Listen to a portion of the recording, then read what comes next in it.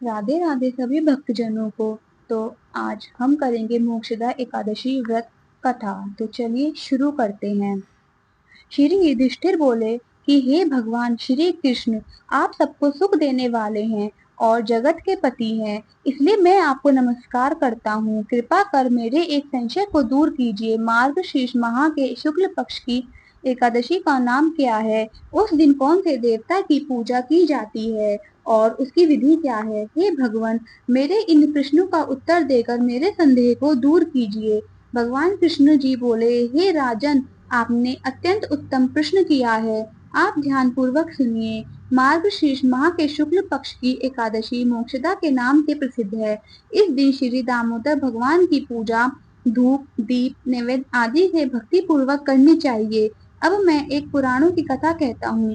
इस एकादशी के व्रत के प्रभाव से नरक में गए हुए माता पिता पुत्रादि को स्वर्ग की प्राप्ति होती है। आप इसे ध्यान पूर्वक सुनिए।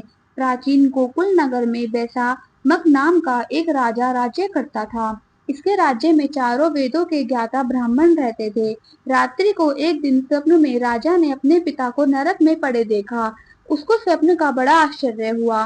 प्रातः काल होते ही वह ब्राह्मणों के सामने अपनी सब स्वप्न कथा कहने लगे। हे ब्राह्मणों, रात्रि को स्वप्न में मैंने अपने पिता को नरक में पड़ा देखा। उन्होंने मुझसे कहा कि हे पुत्र, अब मैं नरक भोग रहा हूँ, मेरी यहाँ से मुक्ति करो। अब मैं क्या करूँ, कहाँ जाऊँ? इस दुख के कारण मेरा शरीर तप रहा है।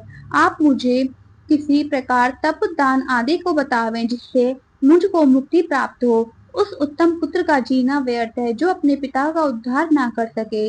राजा के ऐसे वचनों को सुनकर ब्राह्मण बोले, हे राजन, यहाँ से करीब ही वर्तमान, भूत और भविष्य के ज्ञाता पर्वत नाम के एक ऋषि का आश्रम है।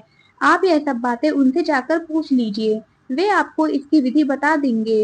राजा ऐसा सुनकर मुनि के आश्रम पर गए। उस समय चारों वेदों के ज्ञाता पर्वत मुनि दूसरे ब्राह्मण के सामने बैठे थे। राजा ने जाकर उनको साष्टांग प्रणाम किया। पर्वत मुनि ने उससे सांगोपांग कुशल क्षेम पूछी। तब राजा बोले, हे देवर्षि, आपकी कृपा से मेरे राज्य में सब कुशल है, परंतु मेरे मन में अशांति रहती है, उसका कुछ उपाय कीजिए। ऐसा सुनकर पर्वत मुनि ने एक मुहूर्त के लिए नेत्र बंद कर दिए और भूत भविष्य को विचारने लगे। फिर बोले, हे राजन, मैंने योग बल के द्वारा तुम्हारे पिता के समस्त कुकर्मों का ज्ञान प्राप्त कर लिया है। उन्होंने पूर्व जन्म में कामातुर होकर सोत के कहने पर एक स्त्री को ऋतुदान मांगने पर भी नहीं दिया। उसी पाप कर्म के फल से तुम्हारे पिता को नरक में जाना पड़ा है। तब राजा बोला, हे भगवान, मेरे पिताजी के उद्धार हेतु आप कोई उपाय बतलाइए। तब पर्वत मुनि बोले, हे राजन, मार्गशीर्ष माह के शुक्ल पक्ष में जो एकादशी होती है, उस एकादशी को आप उपवास करें और उस उपवास के पुण्य को अपने पिता हेतु संकल्प छोड़ दें।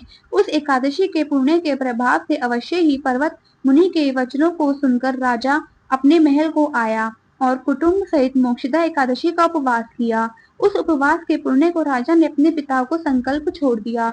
उस पुण्य के प्रभाव से राजा के पिता को मुक्ति मिली और स्वर्ग में जाते हुए वे अपने पुत्र से बोले, हे पुत्र, तेरा कल्याण हो। ऐसा कहकर वे स्वर्ग को चले गए। मार्गशीर्ष माह के शुक्ल पक्ष की मोक्षदा एकादशी का जो व्रत करते हैं, उनके समस्त पाप नष्ट हो जाते हैं और अंत में स्वर्ग लोक को जाते हैं। इस व्रत से बढ़कर मोक्ष देने वाला दूसरा कोई भी व्रत नहीं है।